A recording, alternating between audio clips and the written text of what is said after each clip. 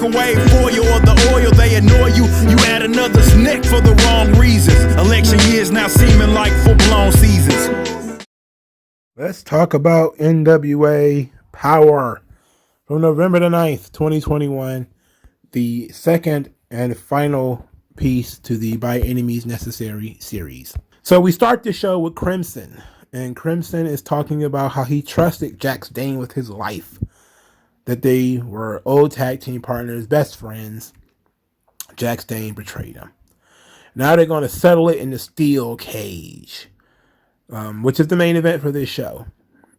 Then the announcer guy, Kyle, he notices that Crimson's son is with him.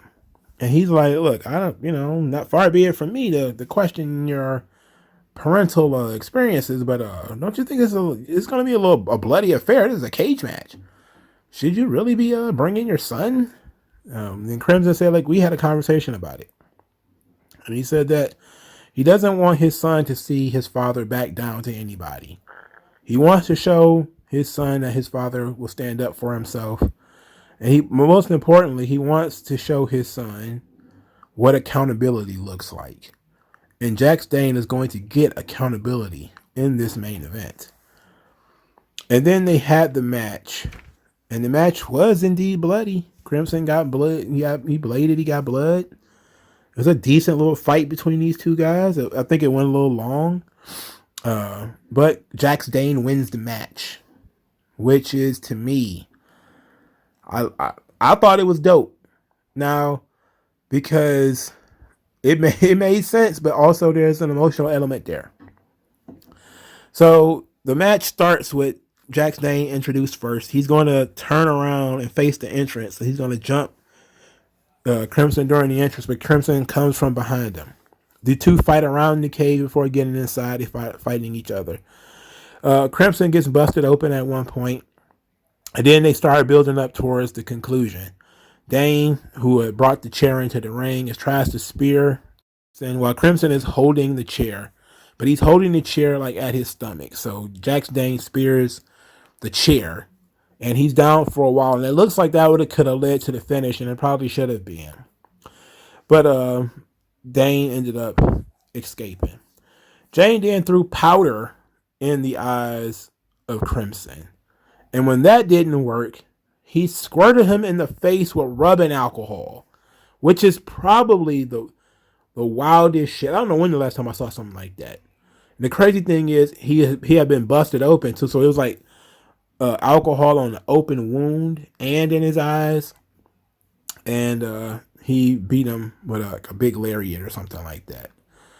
So embarrassed Crimson in front of his son, doused him in baby powder and rubbing alcohol. And I was just like, man, shit all over this guy. But it's always more emotional when a babyface gets their ass beat in front of their kids. Like, he brought his kid out there to show his kid what accountability looks like.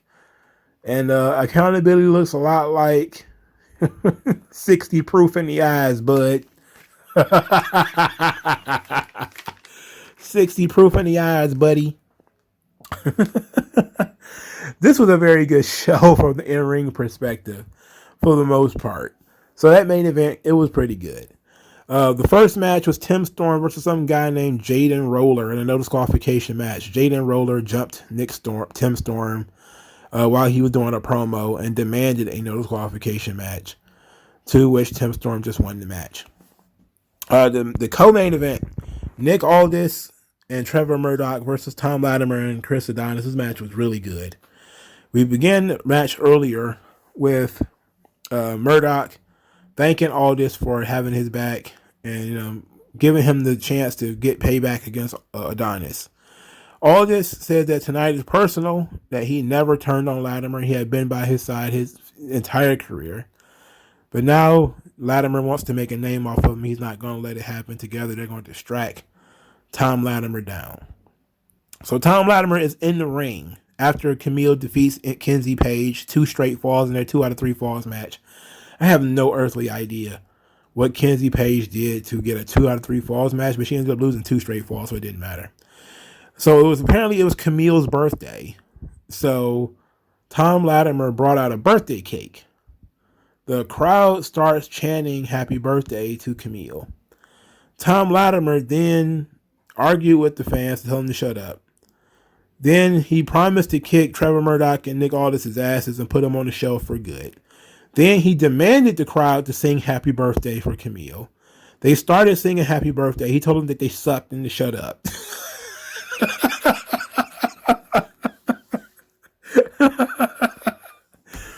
And then we got things that I thought was really good. This was so much better. I feel like he came up with this on the fly because the crowd was too into, chanting happy birthday for Camille. He made Kyle get down on one knee and made him sing happy birthday to Camille while on his knees. And as he was doing, this was excellent. And then as he was doing that, that's when Nick Aldis and Trevor Murdoch came out there to start the match. So it was a traditional tag team match, just the two of them. And it was a very, very well worked match. A tremendously, sweaty contest. I mean, everybody in the match probably lost 5 or 6 pounds except Trevor Murdoch. If anything, he probably gained weight in this match. The match itself was very good. It was very well worked. They did the babyface and peril, which was Trevor Murdoch. Adonis and Latimer worked very well together. The commentary was still telling the story as they were in the ring. The story was that Nick Aldis filed a lawsuit to get Tom Latimer and Chris Adonis barred from using the name Strictly Business. But they found out that Tom Latimer actually owned the copyright to the name, the trademark. So they will continue to be Strictly Business. So they're talking about this on commentary while these guys are in the match. So they didn't take time out of a promo to talk about it or anything like that. Camille is ejected early because she keeps interfering and interrupting and distracting Nick Aldis. So that was the right decision to make. Then Nick Aldis catches Chris Adonis in the Kingsless Cloverleaf. Camille runs down to the ring and literally pulls him to the ropes. And the referee just goes with it. The referee just kind of goes with it. And I'm just looking like, what? What was going on here? You just ejected her and she just came back. So, fuck your authority. Fuck your rules, right? What are you going to do about it, ref? The answer is nothing. So after she broke up the submission, Nick Aldis chased her around the ring, calling her names. She ran in the ring, classic, heel stuff, heel manager stuff. She ran in the ring. He got in the ring. She dipped out the other side so he can get attacked from behind. Then she came back after all of that. She came back, tried to spear Nick Aldis. He moved. She speared Adonis. He was down. This led to the bulldog from the top rope by Trevor Murdoch to get the pin. So they lost because of Camille continuously interfering in the match. So the referee saw Camille spear Adonis and didn't call for disqualification, by the way. So outside of the referee being completely shit on here, but you could say the referee is basically punishing the heels for their cheating. That, okay, well, if you guys are going to cheat when they blow up on you, I'm not going to give you the courtesy of disqualification. I guess you could do that. I guess you could say that, but that doesn't fly over here, man. You got to call what you see. You're watching these motherfuckers cheat right in front of you. You got to do something. Somebody should have, when they were game planning this match. And this is the only thing I've had wrong that I felt was wrong with the match. I liked how the match was put together. I think it made all of the guys look very good, especially made Latimer and Adonis look very good. I just think that they shit on the referee. And me as a person who is supposed to be, it's like if you to watch football. Some people, they get real tight-assed about, why do you even care about the refs? Imagine you was watching football and you see some obviously illegal shit. Somebody grab a face mask. And you're like, man, that's 15 yards. What are you doing? And then the referee's just kind of like, I don't care. It is what it is. Or they only call face masks sometimes on some guys. That frustrates people. It's like, what's the fuck is the point of rules if you're not going to uphold them? Then get the fucking rule book out of here then. If you're not going to uphold the rules, then get them out of here. So that's why people care about referees and wrestlers following rules and shit. Because what's the point? What's the point of the rules if you're not going to follow them? What's the point of the referee if you're not going to have any authority?